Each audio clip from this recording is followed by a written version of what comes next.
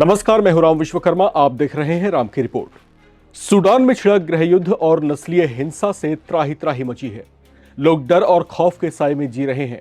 Sudan का अल फशीर शहर सबसे ज्यादा प्रभावित है, जहां पर पिछले कई महीनों से मारकाट मची हुई है।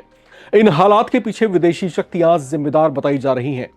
ऐसा कहा जा रहा है कि संयुक्त अरब अमीरात सूडान में अपना प्रभाव बढ़ाने की कोशिशें कर रहा है, जिसमें अब पाकिस्तान भी कूद पड़ा है।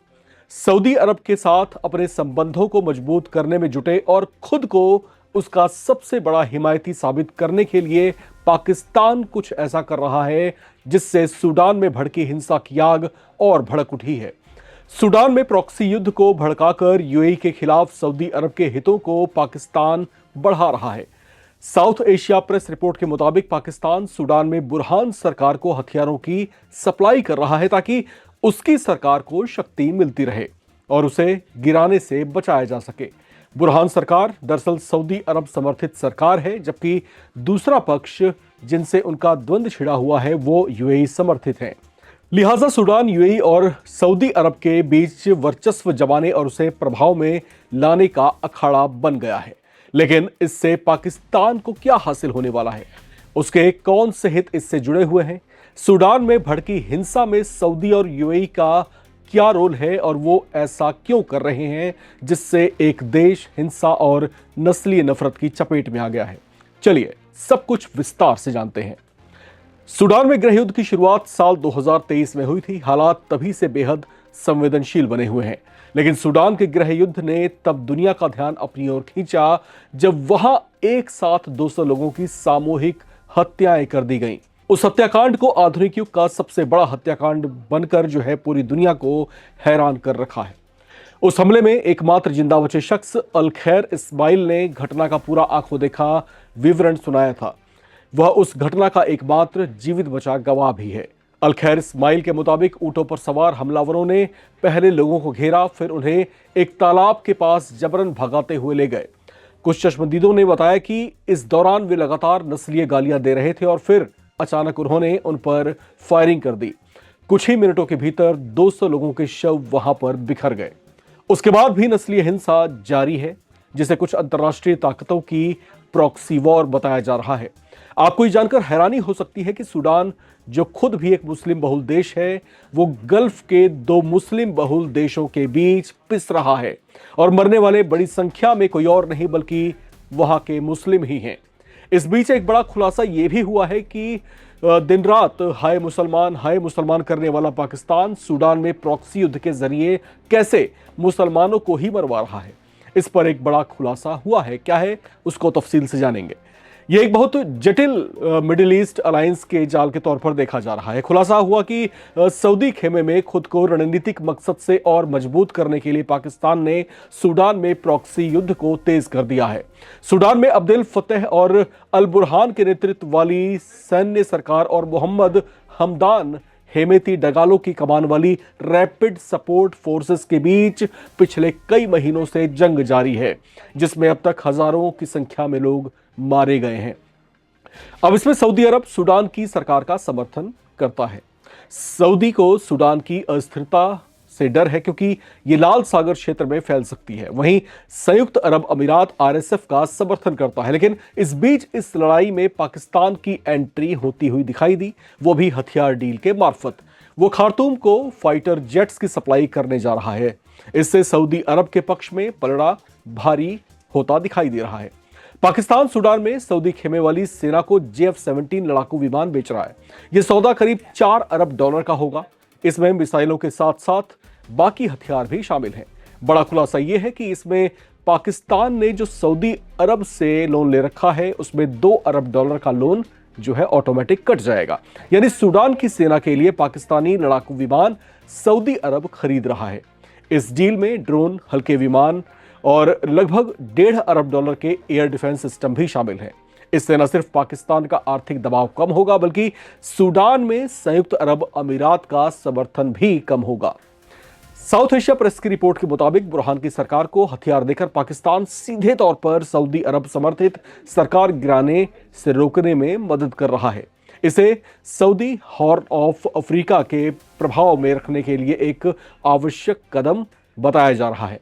अब यह भागीदारी इस्लामाबाद के लिए एक महत्वपूर्ण वृद्धि है, जिसने ऐतिहासिक रूप से खाड़ी देशों को भाड़े के सैनिकों का समर्थन और प्रशिक्षण देना शुरू किया है। हैरानी की बात यह है कि इस सौदे के जरिए पाकिस्तान अपने JF-17 लड़ाकू विमान को दुनिया के बाजारों में बेचने का ख्वाब बुन रहा है। खैर, चलिए जानते हैं कि सूडान में यह संघर्ष छिड़ा कैसे और कौन है वो दो जनरल जिनकी जिद और सत्ता हथियाने की लालच ने पूरे देश को नफरत की आग में जलाना शुरू कर दिया।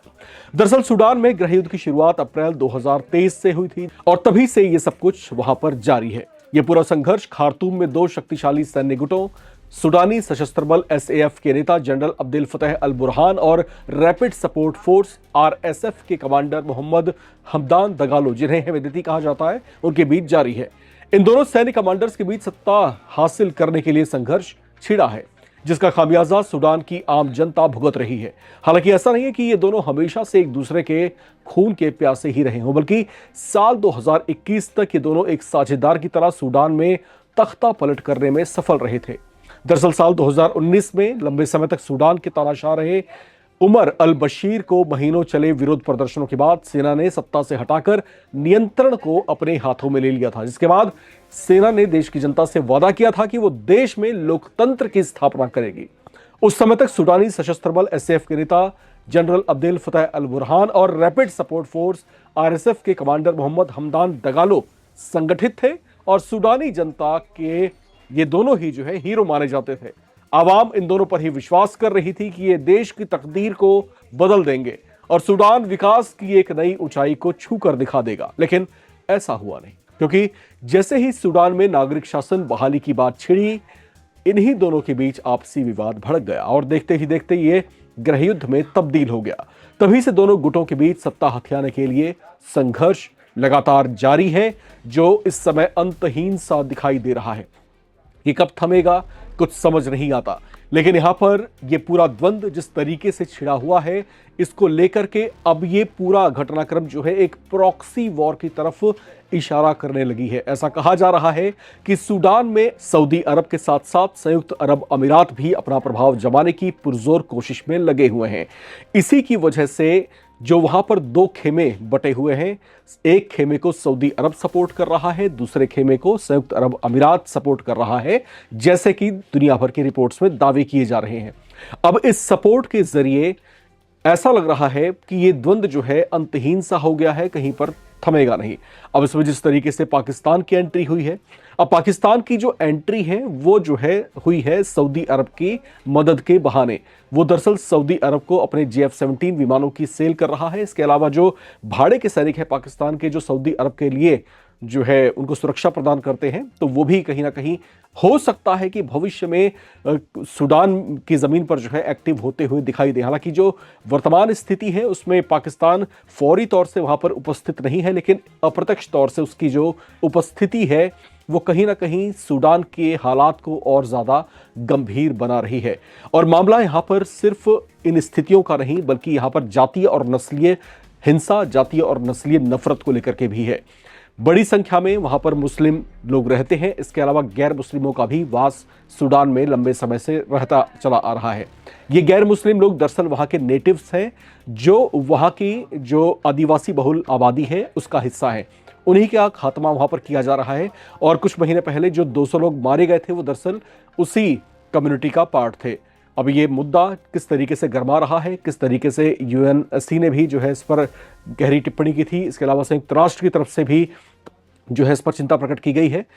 ऐसे हालात में अब पाकिस्तान की भूमिका भी लगातार चर्चाओं में बनी हुई है। आपको इस पर क्या लगता है, अपनी राय लिख करके कमेंट बॉक्स में जरूर शेयर करें। देखते रहें नवभारत टाइम्स।